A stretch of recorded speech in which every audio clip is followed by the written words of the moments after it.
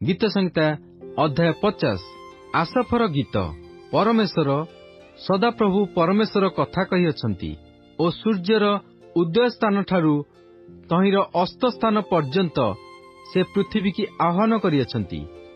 ସୌନ୍ଦର୍ଯ୍ୟର ସିଦ୍ଧି ସ୍ୱରୂପ ସିଓନଠାରୁ ପରମେଶ୍ୱର ପ୍ରକାଶିତ ହୋଇଅଛନ୍ତି। ଆମ୍ଭମାନଙ୍କର ପରମେଶ୍ୱର ଆସିବେ ଓ ନୀରବ ରହିବେ ନାହିଁ।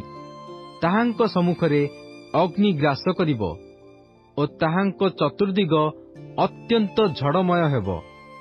ସେ ଆପଣା ଲୋକଙ୍କୁ ବିଚାର କରିବା ନିମନ୍ତେ ଉପରିସ୍ଥ ସ୍ୱର୍ଗକୁ ଓ ପୃଥିବୀକି ଡାକିବେ।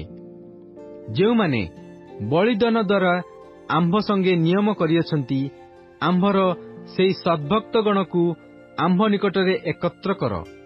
ପୁଣି ସ୍ୱର୍ଗ ତାହାଙ୍କର ଧର୍ମ ପ୍ରକାଶ କରିବ, କାରଣ ପରମେଶ୍ୱର ସ୍ୱୟଂ ବିଚାରକର୍ତ୍ତା।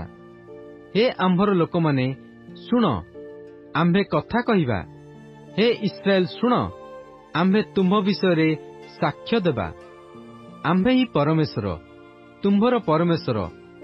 ଆମ୍ଭେ ତୁମ୍ଭର ସବୁ ହୋମବଳି ସକାଶୁ ତୁମ୍ଭକୁ ଭର୍ତ୍ସନା କରିବା ନାହିଁ। ଆଉ ତୁମ୍ଭର ହୋମବଳି ସବୁ ନିତ୍ୟ ଆମ୍ଭ ସମ୍ମୁଖରେ ଅଛି। ଆମ୍ଭେ ତୁମ୍ଭ ଗୃହରୁ କୌଣସି ବୃଷ କି ତୁମ୍ଭ ଖୁଆଡ଼ରୁ ଛାଗ ନେବା ନାହିଁ, କାରଣ ବନସ୍ଥ ପ୍ରତ୍ୟେକ ଜନ୍ତୁ ଓ ସହସ୍ର ସହସ୍ର ପର୍ବତସ୍ଥ ପଶୁ ଆମ୍ଭର। ଆମ୍ଭେ ପର୍ବତମାନର ସମସ୍ତ ପକ୍ଷୀକି ଜାଣୁ ଓ ବିଲର ପଶୁ ସବୁ ଆମ୍ଭର। ଆମ୍ଭେ କ୍ଷୁଧିତ ହେଲେ ତୁମ୍ଭକୁ ଜଣାଇବା ନାହିଁ, କାରଣ ଜଗତ ଓ ତହିଁର ପୂର୍ଣ୍ଣତା ଆମ୍ଭର। ଆମ୍ଭେ କ'ଣ ବୃଷ ମାଂସ ଭୋଜନ କରିବା ଅବା ଛାଗ ରକ୍ତ ପାନ କରିବା? ତୁମ୍ଭେ ପରମେଶ୍ୱରଙ୍କ ଉଦ୍ଦେଶ୍ୟରେ ଧନ୍ୟବାଦ ରୂପ ବଳି ଉତ୍ସର୍ଗ କର ଓ ସର୍ବୋପରିସ୍ଥଙ୍କ ଉଦ୍ଦେଶ୍ୟରେ ଆପଣା ମାନତ ପୂର୍ଣ୍ଣ କର।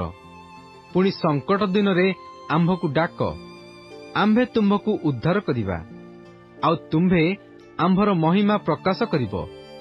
ମାତ୍ର ଦୁଷ୍ଟକୁ ପରମେଶ୍ୱର କହନ୍ତି ଆମ୍ଭର ବିଧି ପ୍ରଚାର କରିବାକୁ, ଓ ତୁମ୍ଭେ ଯେ ଆମ୍ଭର ନିୟମ ଆପଣା ମୁଖରେ ନେଇଅଛ, ତୁମ୍ଭର କି ଅଧିକାର?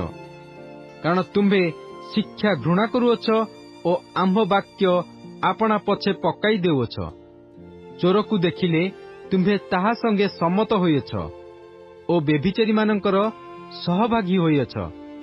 ତୁମ୍ଭେ ମନ୍ଦ ବିଷୟରେ ଆପଣା ମୁଖ ବଢ଼ାଉଅଛ ଓ ତୁମ୍ଭର ଜିହ୍ୱା ପ୍ରବଞ୍ଚନା କଳ୍ପନା କରେ। ତୁମ୍ଭେ ଆପଣା ଭାଇ ବିରୁଦ୍ଧରେ ବସି କଥା କହୁଅଛ। ତୁମ୍ଭେ ଆପଣା ମାତୃପୁତ୍ରର ନିନ୍ଦା କରୁଅଛ। ତୁମ୍ଭେ ଏହିସବୁ କରି ଆସିଅଛ ଓ ଆମ୍ଭେ ନୀରବ ହୋଇ ରହିଅଛୁ। ତହିଁରେ ଆମ୍ଭେ ସର୍ବତ ଭାବେ ତୁମ୍ଭ ପରି ବୋଲି ତୁମ୍ଭେ ଅନୁମାନ କରିଅଛ। ମାତ୍ର ଆମ୍ଭେ ତୁମ୍ଭକୁ ଅନୁଯୋଗ କରିବା ଓ ତାହା ସବୁ ତୁମ୍ଭ ସାକ୍ଷାତରେ ସଜାଇ ରଖିବା। ହେ ପରମେଶ୍ୱରଙ୍କୁ ପାଶୋରିବା ଲୋକମାନେ, ତୁମ୍ଭେମାନେ ଏହା ବିବେଚନା କର। ନୋହିଲେ ଆମ୍ଭେ ତୁମ୍ଭମାନଙ୍କୁ ବିଦୀର୍ଣ୍ଣ କରିବା, ପୁଣି ଉଦ୍ଧାର କରିବାକୁ କେହି ନଥିବ। ଯେଉଁ ଜନ ଧନ୍ୟବାଦ ରୂପ ବଳି ଉତ୍ସର୍ଗ କରେ, ସେ ଆମ୍ଭକୁ ଗୌରବ ଦିଏ। ଯେଉଁ ଜନ ଆପଣା ଗତି ସଳ କରେ, ତାହାକୁ ଆମ୍ଭେ ପରମେଶ୍ୱରଙ୍କ ପରିତ୍ରାଣ ଦେଖାଇବା।